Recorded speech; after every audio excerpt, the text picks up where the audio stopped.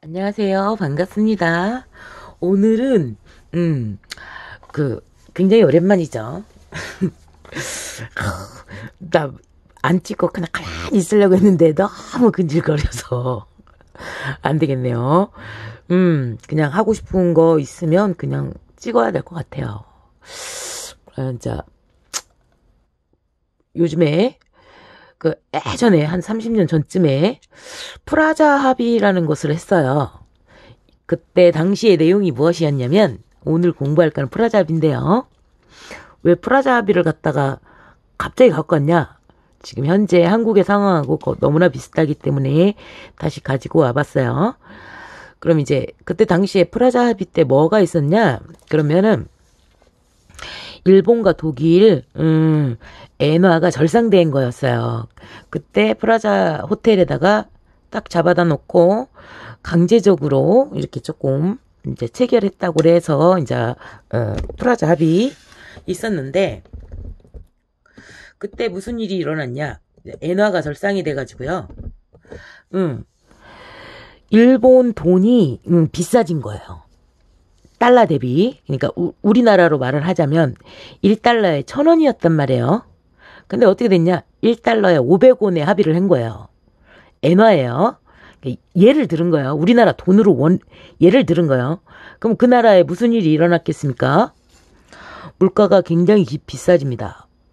왜냐면, 자, 수출을 하는 나라였어요. 일본은 수출로 먹고 사는 나라였어요. 그런데 제품이 달러로 나갈 때는 2배 값이니까 너무 비싸진 거예요. 일본의 제품들이 너무나 비싸졌어요. 달러로 치면. 그런데 그 나라, 미국에 있는 모든 물건은 반값으로 싸졌기 때문에 예를 들어서 향수가 제가 좋아하는 샤넬 넘버 5 이것이 20만 원 했었는데 100ml에 20만 원을 했었는데 10만 원이 돼버린 거예요. 그러니까 수입은 너무 좋아. 수입은 너무 좋은데 수출은 악화돼요. 물가가 올라가요. 자산은 2배로 증가한 거죠.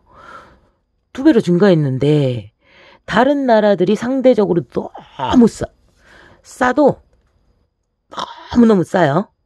그러니까 어떻게 됐냐면 이제 일본 사람들이 거기서 이제 사구 말구 막 이렇게 하자면 너무 비싸니까 외국은 상대적으로 너무 싸거든요. 한국에 와갖고 성형수술, 막 여행, 막 이런 걸 하면 한 달 생활비로 2-3달을 산단 말이에요.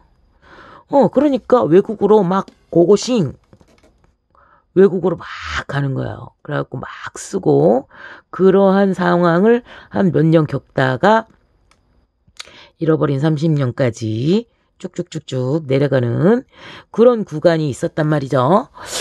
근데 한국이 요즘에 한국이 예전에 말하라고 합의라는 말하라고나 합의를 하면 안 된다. 원화 절상을 하면 안 된다.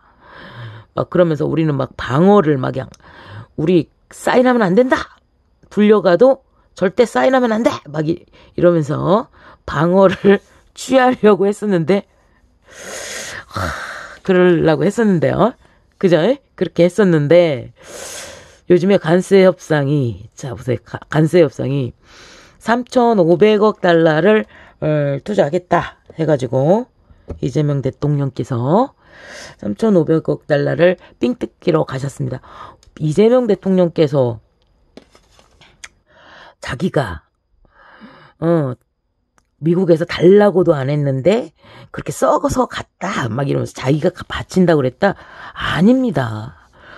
밑에 물밑 작업하는 사람들이 다 나와서 그 정도 써가지고 가져와라 이렇게 했으니까 가져갔지. 그거를 갖다가 대통령께서 그냥 맘대로 임의로 정한 게 아닙니다. 그런데 3,500억 달러하고 1,000억 달러 정도 해갖고 4,500억 달러 정도를 투자하는 거였죠. 그냥 근데 미국에서는 현찰로 그냥 내놔.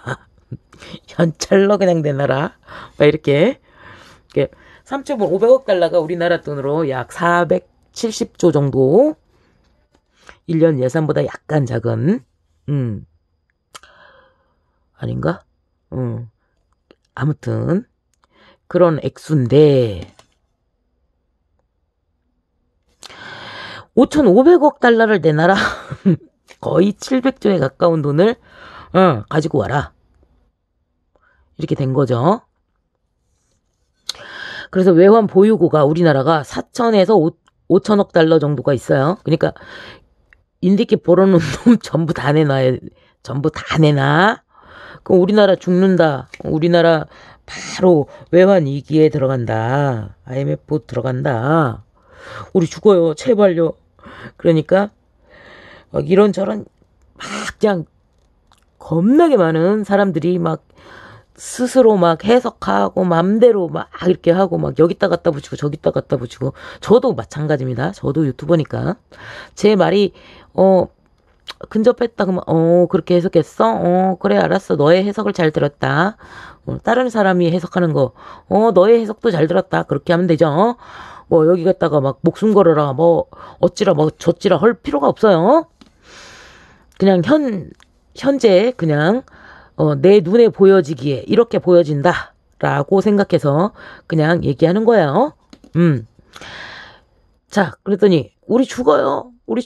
그러니까 가져와 얼른 가져와. 얼른 가지고 와. 삥 뜯는 거죠. 자, 그러면 우리나라가 뭐라고 하죠?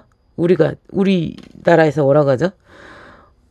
그럼 무제한 통화 수화풀을 해주십시오. 행님 제발 우리 좀 살려주세요. 무제한 통화 수화풀 해주세요. 막 이러죠. 아르헨티나는 해줬고 우리나라는 또 안 해줬다고 또 그거 가지고 또 질투를 하고 말고 막 이러는데 이 내용을 잘 보세요. 이게 봐봐. 무제한 통화 수화풀을 맺게 되면 어떻게 되죠? 환율이 안정이 되죠. 그러면은 달러가 1,400원대인데 지금 1,400원대인데 1,100원대, 1,000원대, 900원대까지 갈 수 있을까요?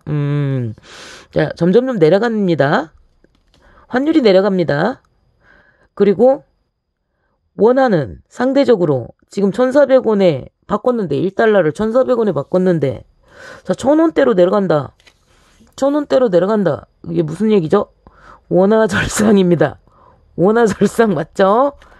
자, 이게 처음에 몇 개월 전에 나왔을 때, 한 1년 전쯤에 나왔을 때는 말하라고 협상에 들어가면, 사인을 해주면 안 된다. 버텨야 된다. 우린 그러면 안 된다. 막 이랬었는데, 우리가 지금 무릎 꿇고 매달리는 형국이 됐어요. 제발 원화 절상 좀 해주십시오. 이게 뭐야? 말하라고 협이잖아. 말하라고 협상 지금 진행 중이네요. 말하라고 협상 10월 11월쯤 10월이나 11월쯤 되면 저는 이게 무제한 통화사업부가 될 것이라고 생각합니다. 우리나라가 마지막으로 선진국 대열에 들어섰습니다. 그러면 한국은 이미 한국인의 것이 아니게 됩니다.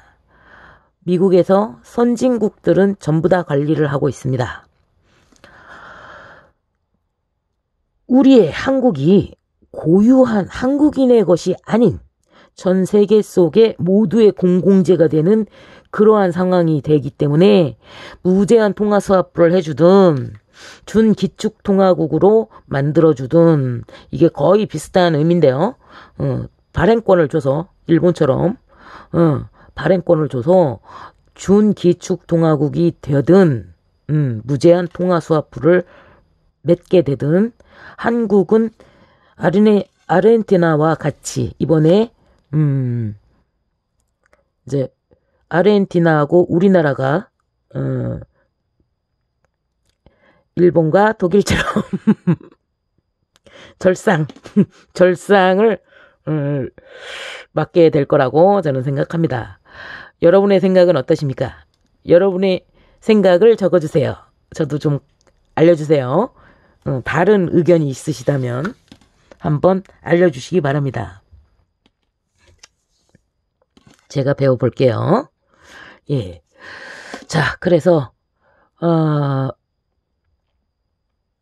과거 IMF 때는 1달러가 2,000원까지 가는 외환 위기가 와서 그렇게 가는 그 시점이 있었단 말이죠.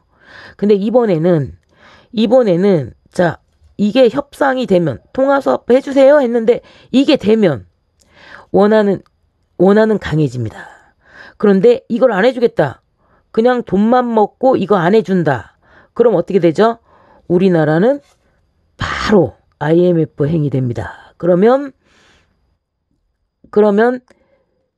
1달러가 2,000원, 3,000원 되는 그런 상황으로 가게 되는 것이죠. 자, 그러니까 여기서 어떻게 핸들링을 할 것인가? 미국을 잘 쳐다봐야 됩니다. 달러를 들고 있을 것이냐 말 것이냐. 이게 협상이 되면 무제한 통화 스와프가 협상이 되면 달러를 들고 있을 필요가 없죠. 근데 이거 안 해줘. 니넨 이거 안 해줘. 그냥 돈만 가지고 와. 그러면 IMF 행으로 가게 되죠. 외환 위기를 겪게 됩니다. 그러면 달러가 2,000원 갑니다. 여러분은 어느 쪽에 베팅을 하시겠습니까? IMF 행입니까? 말하라고 협입니까? 이렇게 주구나 저렇게 주구나. 한국은 애달픈 처지에 있는 것 같습니다. 자, 오늘 공부하시는데 도움되시기 바랍니다. 감사합니다.